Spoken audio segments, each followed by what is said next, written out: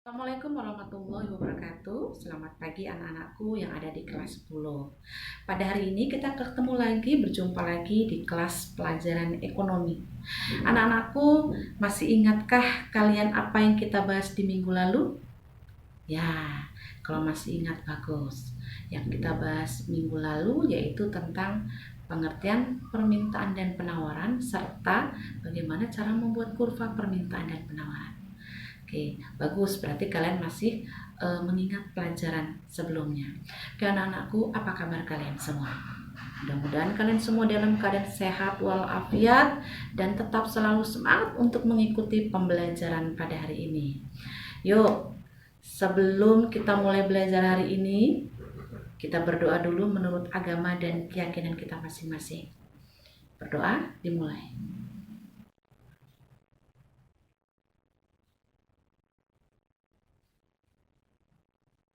Selesai. Oke anakku, mudah-mudahan kalian masih punya semangat yang luar biasa untuk mengikuti pembelajaran hari ini. Sebelum kita masuk ke pembelajaran hari ini, saya ingin tahu kesulitan kalian mempelajari pelajaran ekonomi dari mulai ajaran baru kemarin sampai dengan minggu lalu. Kalau kalian mempunyai kesulitan atau sesuatu yang kalian tidak pahami, boleh ditanyakan, silakan kalian tuliskan di kolom komentar Google Classroom materi ini. Oke anak-anak, mari kita ikuti pembelajaran pada hari ini. Oke anak-anak, kita hari ini akan mulai membahas materi tentang fungsi permintaan dan juga penawaran. Sebelum kita mulai belajar, mari kita lihat tujuan pembelajaran kita pada hari ini.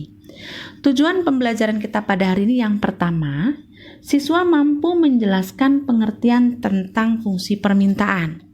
Yang kedua, siswa mampu menjelaskan pengertian tentang fungsi penawaran.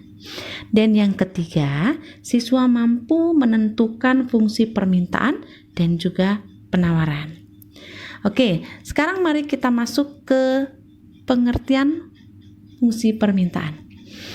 Fungsi permintaan adalah hubungan antara harga yang dilambangkan dengan lambang P dan jumlah barang yang dilambangkan dengan lambang QD. Jadi QD ini sama dengan kuantitas demand, sedangkan P itu menunjukkan price atau harga. Kalau pada sebuah fungsi Q diiringin dengan D, berarti jumlah barang yang dimaksud adalah jumlah permintaan.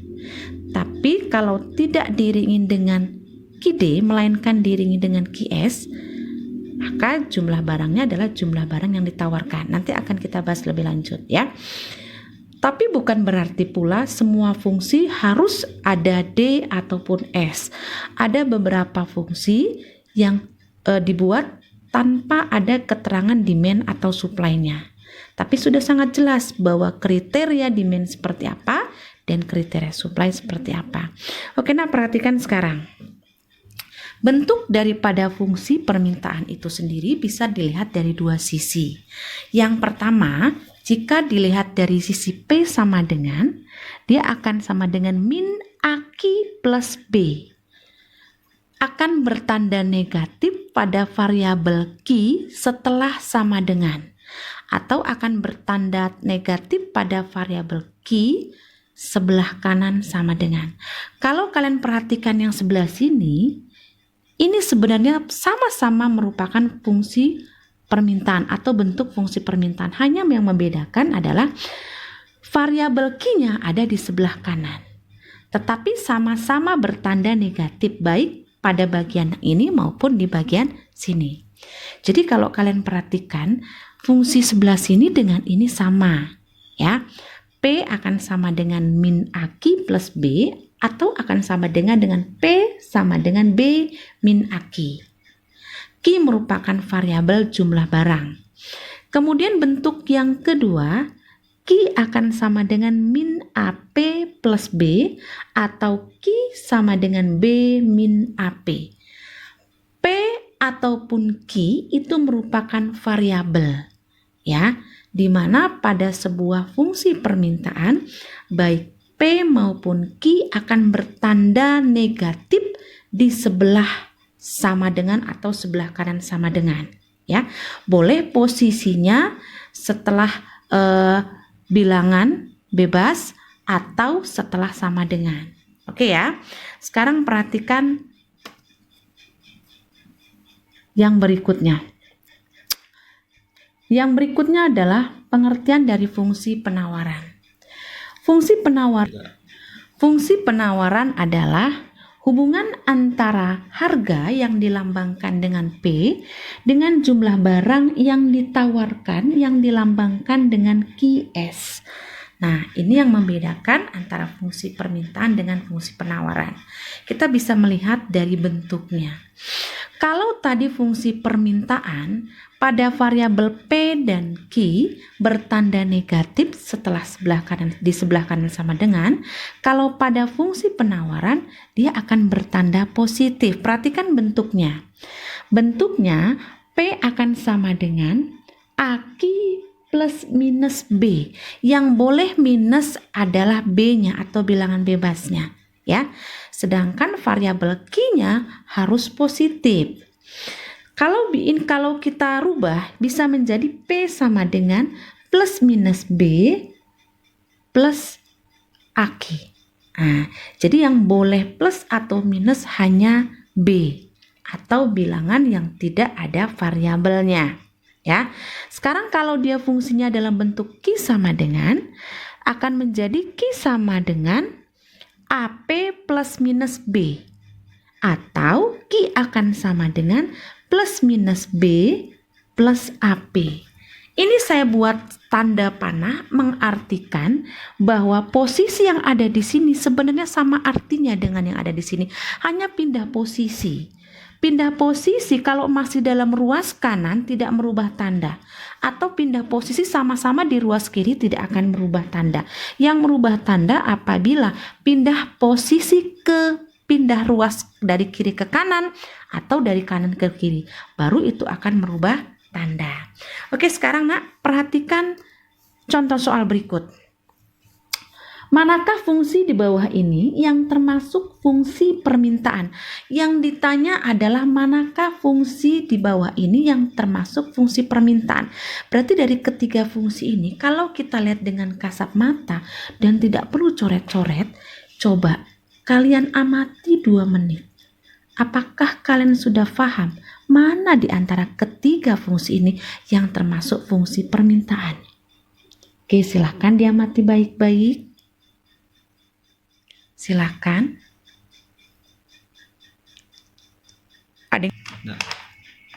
Oke, coba kalian perhatikan dari ketiga fungsi di sini. Yang pertama, P plus 3Q sama dengan 20. Ingatkah bahwa fungsi permintaan itu akan variabel Q akan bertanda negatif di sebelah kanan sama dengan. Berarti kalian harus merubah bentuk nomor 1 ini menjadi bentuk P sama dengan terlebih dahulu. Ayo, dirubah menjadi P sama dengan, pindahkan ruas ke atas, ke sebelah kanan, pindahkan ruas ke sebelah kanan dengan berubah tanda, baru nanti kalian bisa menentukan apakah ini fungsi permintaan atau bukan. Oke ya. Yang kedua, Q min 30 sama dengan 2P. Ini pun demikian. Buat Q sama dengan, selebihnya pindahkan ruas ke sebelah kanan. Nanti akan ketahuan apakah ini fungsi permintaan atau bukan. Kemudian yang ketiga, Q plus 4P min 10 sama dengan 0. Ini pun nanti bisa kita buat pindahkan Q sama dengan, kemudian sisanya pindahkan ke ruas sebelah kanan dengan merubah tanda, ya. Kalau dari plus menjadi min, dari min menjadi plus. Oke anak-anak, mari kita mulai membahas contoh soal yang di atas, ya. Yang pertama, P plus 3Q sama dengan 20. Kita akan merubah fungsi ini menjadi P sama dengan. Kalau kita rubah menjadi P sama dengan, maka bentuknya P akan sama dengan min 3Q. Kenapa dia min? Variabel di sini plus 3Q karena nyebrang sama dengan akan menjadi min 3Q. Ini kan seharusnya posisinya di sebelah kiri, ruas sebelah kiri. Tapi kita rubah pindah ke ruas sebelah kanan, tandanya berubah menjadi min. Min 3Q plus 20.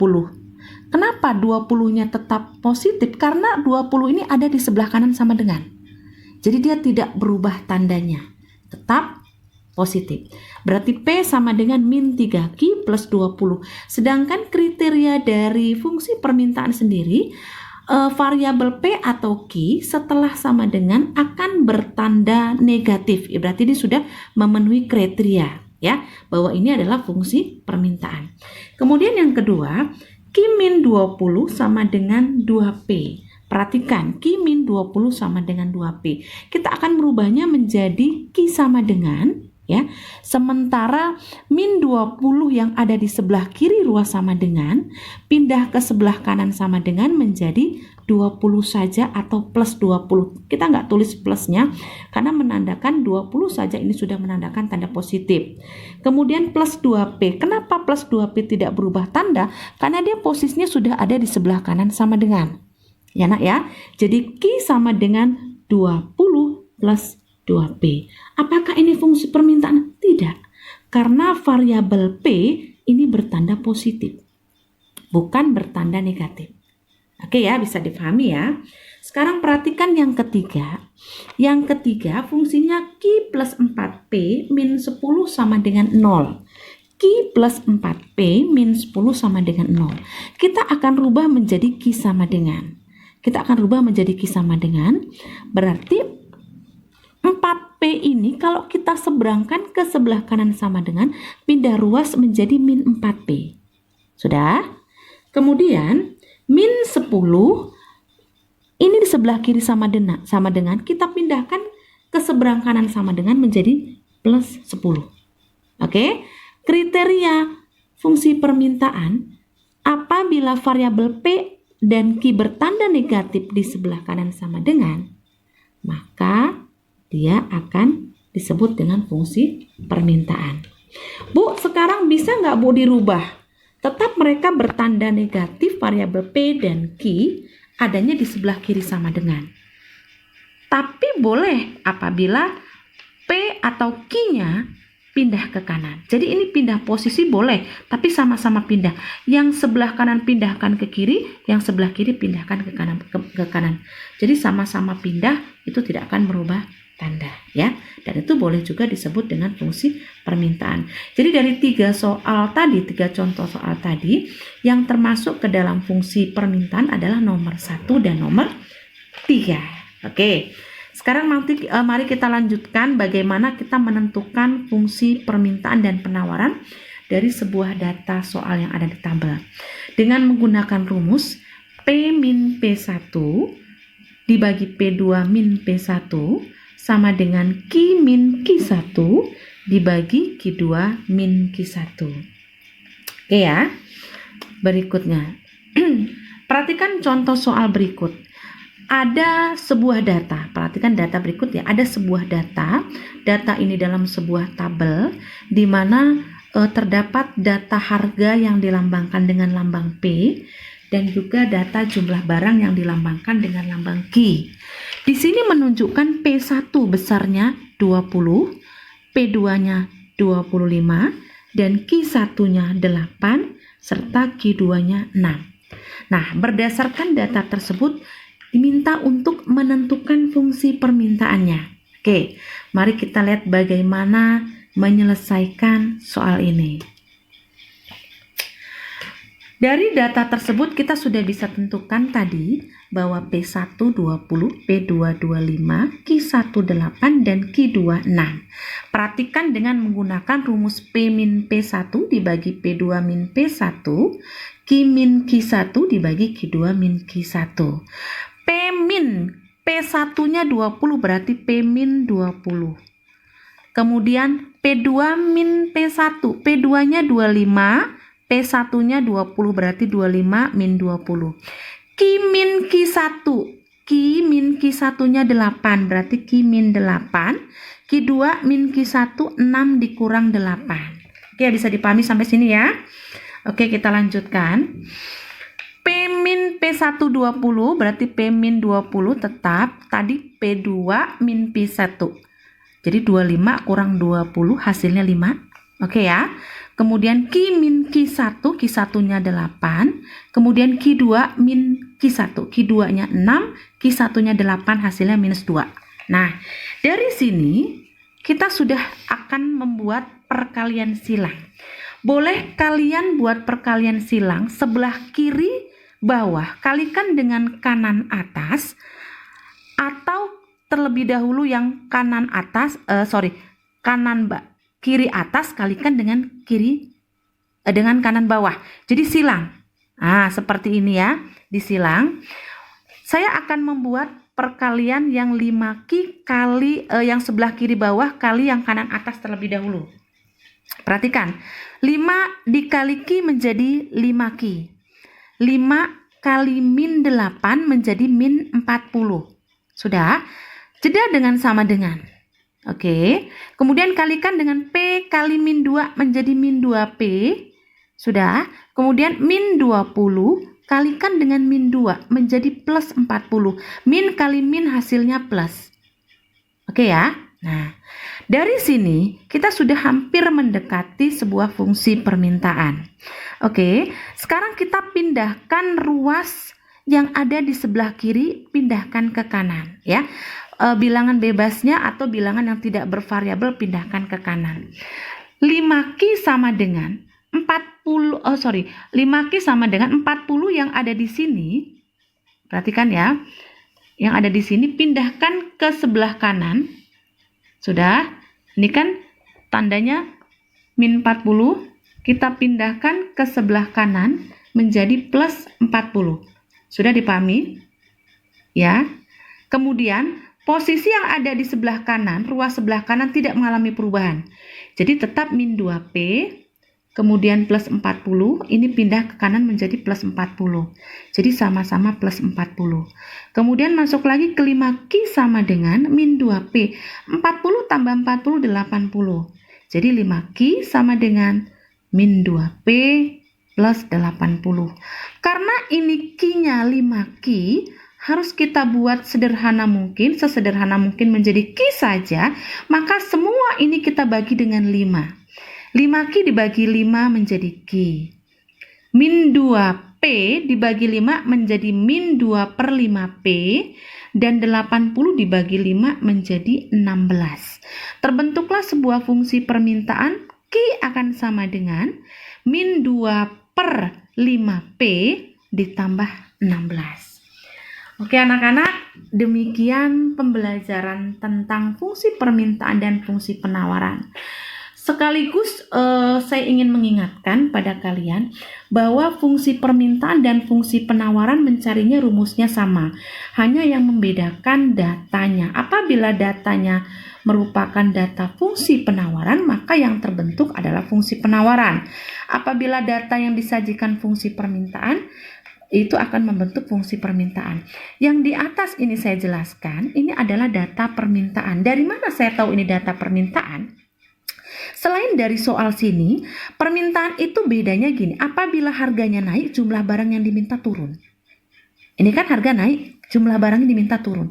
Tapi kalau penawaran, ketika harga barang mengalami kenaikan, maka jumlah barang yang yang ditawarkan akan ikut naik.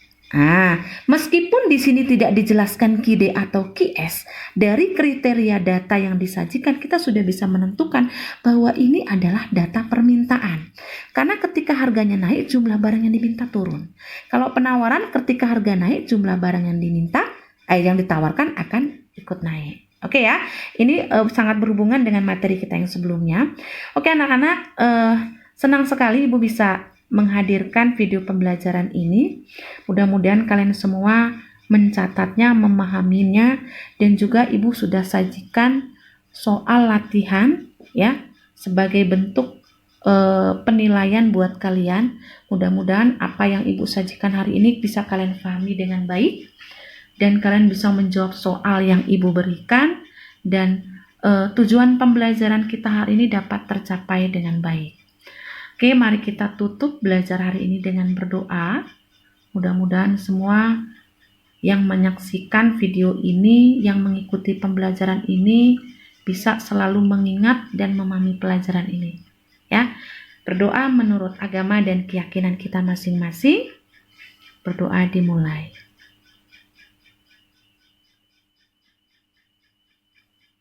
Selesai. Demikianlah tadi pembelajaran materi fungsi permintaan dan penawaran. Mudah-mudahan apa yang sudah Ibu bahas, Ibu sajikan pada kesempatan hari ini sangat bermanfaat buat kalian, dan mudah-mudahan penjelasan kali ini bisa kalian manfaatkan untuk menjawab soal latihan yang sudah Ibu bagikan. Ingat, ketepatan kalian mengumpulkan soal latihan itu bagian dari penilaian akan Ibu berikan.